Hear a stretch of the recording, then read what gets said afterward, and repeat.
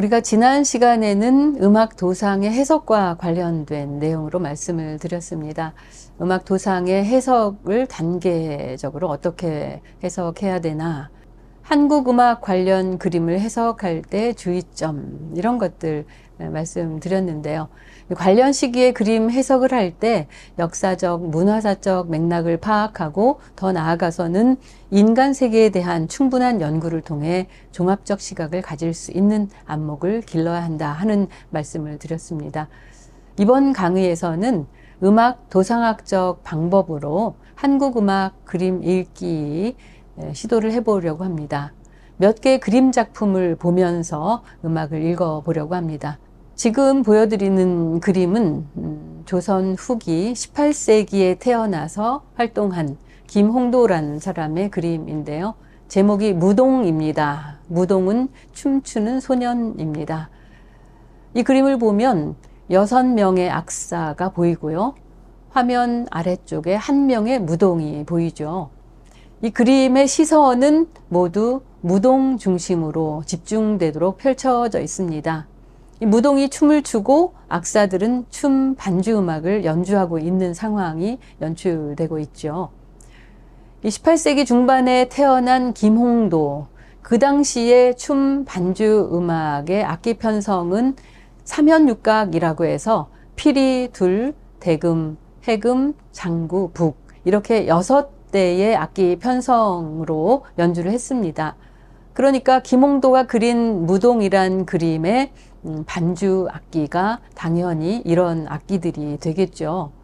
그런데 이 그림을 보면 음악인의 복장이 각각 다릅니다. 푸른색을 입은 사람, 그리고 모자가 3명이 쓴 모자는 같고 3명은 갓을 쓰고 있죠. 이들이 신분이 다른 것 혹은 직업이 다른 그런 것을 읽어낼 수 있는데요. 푸른 옷을 입은 요 분들은 군영 소속 음악인들입니다. 군대 소속이 돼서 연주를 하고 있는데요. 이 중에 피리를 연주하는 사람과 해금을 연주하는 사람이 푸른 옷을 입고 있죠. 그리고 북을 연주한 사람도 모자를 쓰고 있습니다. 이 군영 소속 음악인은 크게 조선 후기에 두 존재가 있었습니다. 하나는 세악수, 또 하나는 취고수, 이렇게 두 존재가 있는데요. 세악수들은 좀 섬세한 악기를 연주를 합니다. 대금이나 피리나 해금과 같은 악기. 그리고 취고수는 북이라든지 한음만 내는 나발, 나각, 이렇게 간단한 악기들을 연주해서 이 음악 반주자들도 역시 이 군영 소속 음악인들이 같이 연주를 하고 있다는 것을 읽어낼 수 있습니다. 그런데 군영 소속 세악수들은 조선 후기 18세기 잔치판이 벌어지면 굉장히 인기 있는 연주자였습니다. 특별히 군영 소속 세악수 중에 연주 잘하는 사람은 중요한 음악회에 요청을 받아서 이분을 꼭 오게 해달라 하는 요청까지 받았습니다. 그러면 이 사람들은 당번일 때, 그러니까 그 군영 안에 근무해야 될 때와 근무하지 않는 비번일 때가 나뉘어 있는데요. 비번일 때는 민간에서 아르바이트를 해도 되는 것으로 허용돼 있습니다. 왜냐하면 이들이 받는 월급이 그렇게 많지 않았습니다. 그러니까 요즘식으로 말하면 투잡스를 할 수 있는 그런 상황에 놓인 이들이죠. 그렇기 때문에 세악수들은 민간에서 벌어지는 여러 잔치판에서 연주를 할 수 있었던 거였는데요. 지금 좀 전에 보았던 김홍도의 무동 이 화면도 역시 어떤 잔치판에서 한참 연주를 하고 있는 그런 화면이라는 것을 알 수가 있습니다. 피리, 둘, 대금, 해금, 장구, 북, 이렇게 6개의 악기 편성으로 연주를 하면서 그 악기로 춤 반주를 하고 있는 거, 그것을 우리가 김홍도가 그린 무동이란 그림을 통해서 만날 수 있었습니다. 그런데 이 그림을 보면 그림 속에 오류가 보입니다. 어떤 건 오류일 수도 있고 어떤 거는 진정한 오류입니다. 대금 악사를 한번 보시죠. 대금의 경우 가로로 부는 악기인데 오른쪽으로 이렇게 가는 것이 일반적이죠. 그런데 이 그림은 왼손잡이인 것처럼 왼손으로 연주를 하고 있습니다. 자, 이런 경우 우리는 그림이 잘못된 것이라고 이야기할 수 있을까요? 그렇지만은 않습니다. 이 경우는 화면의 구도상 대금잡이가 오른손잡이였다면 다른 방향으로 앉거나 다른 위치에 앉혀야지 그림이 훼손되지 않을 겁니다. 그런데 대금잡이를 왼손잡이로 처리함으로써 그림의 구도가 더 완벽한 구도를 이룰 수 있도록 만들었던 거죠. 그래서 우리는 이 그림을 읽으면서 대금잡이의 그 손이 잘못됐다가 아니라 구도상 왼손잡이를 등장시켰다, 이렇게 읽는 것이 맞겠죠. 그런데 실제로 조선시대에는 오늘날도 왼손잡이가 많습니다. 그런데 이 악사들도 마찬가지로 왼손잡이가 많았다는 것이 유물에도 나오고요. 또 20세기 전반기 음악인들 사진을 보아도 왼손잡이가 많이 나오는 걸 알 수가 있습니다. 그래서 이 대금잡이의 경우는 크게 문제가 없다, 오류는 아니다. 그런데 해금악사의 손 자세를 한번 보시죠. 해금이란 악기는 두 줄 악기인데요. 자세를 이렇게 잡아야 됩니다. 손 정면으로 이렇게 잡아야 되는데 그림에는 손이 이렇게 뒤집어져서 나옵니다. 이것은 분명한 오류인데요. 제가 생각할 때 화가 김홍도가 해금을 몰랐을 것 같지는 않습니다.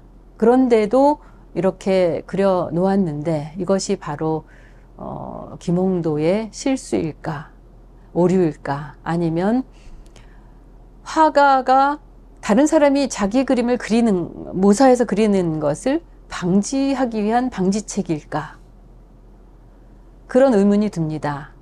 그 내용은 김홍도만 알겠죠. 그런데 손 자세가 잘못된 것은 그의 또 다른 그림에서도 나타납니다. 역시 김홍도의 풍속화, 씨름이란 제목의 그림인데요.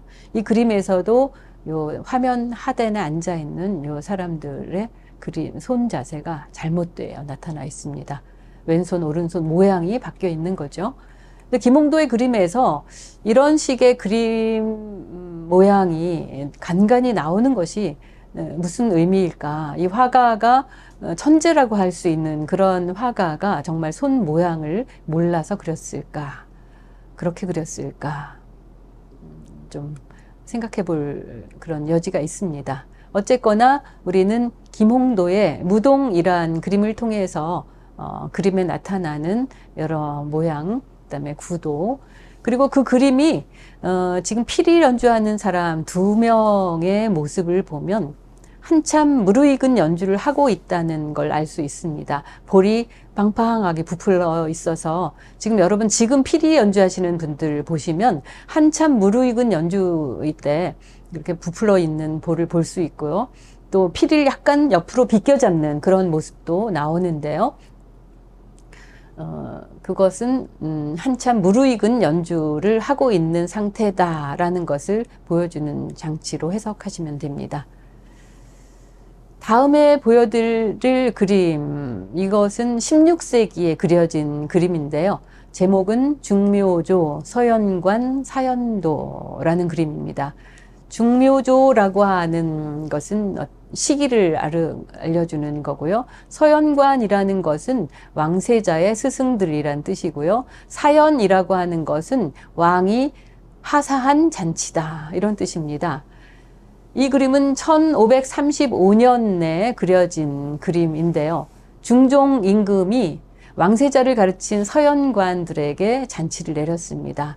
책을 잘 뗐습니다. 우리가 예전에 책을 하나를 떼면 책거리라고 하는 떡도 만들고 잔치를 하는데요. 바로 왕실에서도 그런 책거리를 하는 모습이 나오는데요. 바로 이런 사례, 좀 거창하게 했습니다. 서연관들에게 잔치를 내렸습니다. 이 잔치에 참여한 사람들의 명단은 이 그림의 하단에 자세하게 나와 있기 때문에 누가 왕세자의 스승들이었는지 다 알 수가 있습니다. 그런데 여기에 그려진 그림을 보면 8명의 여성 예능인이 나오고요. 또 2명이 춤을 추고 있는 화면이 잡힙니다. 그리고 음악인 5명이 보이는데요. 검은고, 당비파 2대, 장구 이런 연주를 하는 그런 그림으로 보이는데요. 이 춤의 반주 음악이지만 우리가 앞에서 보았던 18세기 춤 반주 음악과는 다른 악기 편성이라는 것을 알 수 있습니다. 16세기에는 아직 사면육각 편성의 악기 편성이 확정되지 않았던 시기라서 다른 악기들이 나와 있는 걸 알 수 있는 거죠. 그런데 이 16세기 그림인 중묘조, 서연관, 사연도의 등장인물들, 그러니까 왕세자의 스승들이 이제 시간이 흐르면서 스승들은 돌아가시고 그 후손들한테 이 그림이 물려지게 되죠. 그러면 그 후손들은 그림이 오래돼서 낡으니까 그것을 이제 모사해서 똑같이 그림을 그리게 되는 거죠. 그래서 16세기 그림인 것이 17세기에도 18세기에도 계속 대를 거쳐서 모사가 됩니다. 그런데 모사가 될 때마다 약간의 변화를 겪게 되는데요. 특별한 변화가 보이는 것, 이제 19세기에 와서인데요. 19세기의 그림을 보게 되면 이 음악 편성이 말씀드린 19세기에 확정된 사면육각 편성의 악대 편성으로 바뀌게 됩니다. 자, 그렇게 되면 원래 16세기의 악기 편성이 아닌 19세기에 유행하고 있는 춤 반주 음악의 악기 편성으로 바뀐 것, 그건 무슨 의미일까요? 좀 생각해 볼 필요가 있는데요.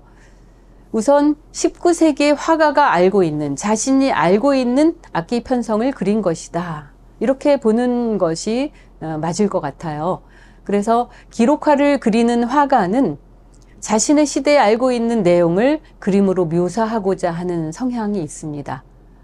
그래서 이런 경우 문제가 뭐냐면 원래 그림과 거리가 생기는 거죠.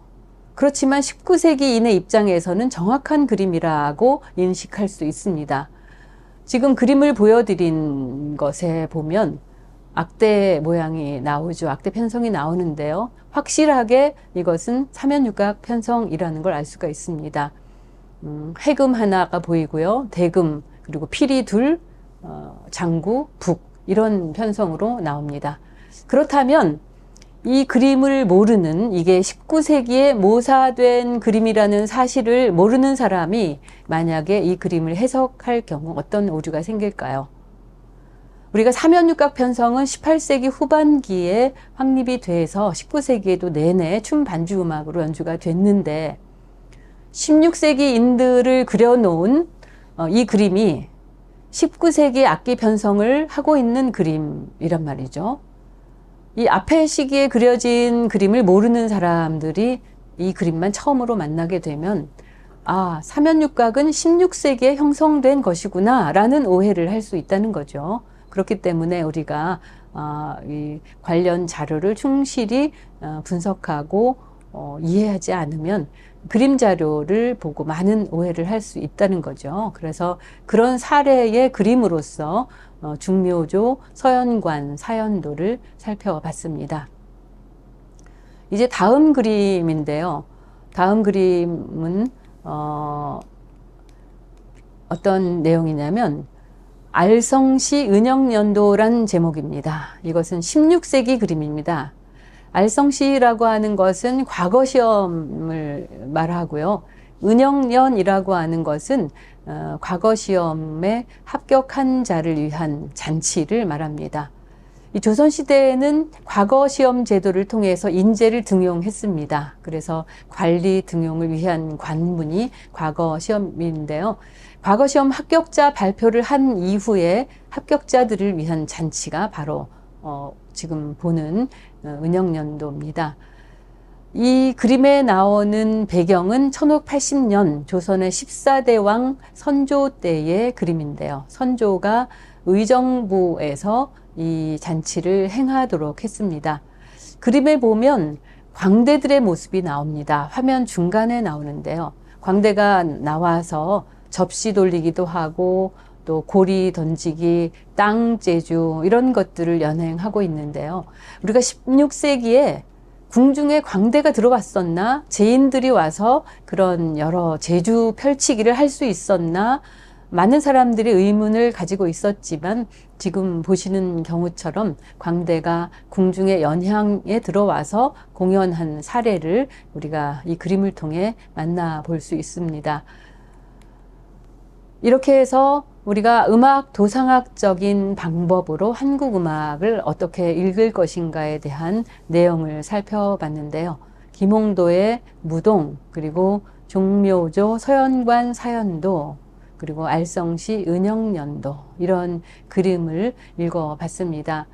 말씀드린 대로 특히 이 두 번째의 사례로 보았던 서연관 사연도의 경우에는 16세기 행사를 그린 거라서 그 자리에 참석한 이들의 후손들이 계속 모사를 했기 때문에 19세기까지 계속 새로운 그림들이 나왔던 거고요. 19세기로 가니까 악기 편성이 그 당시에 유행하던 편성으로 바뀌어 그려져 있는 것으로 나타납니다. 그래서 화가는 자신이 알고 있는 악기 편성으로 그림을 바꾸어서 그렸던 것을 추정해 볼 수가 있고요. 아니면 혹시나 그림을 의뢰한 이들이 요청해서 그렇게 바꿨을 수도 있겠다.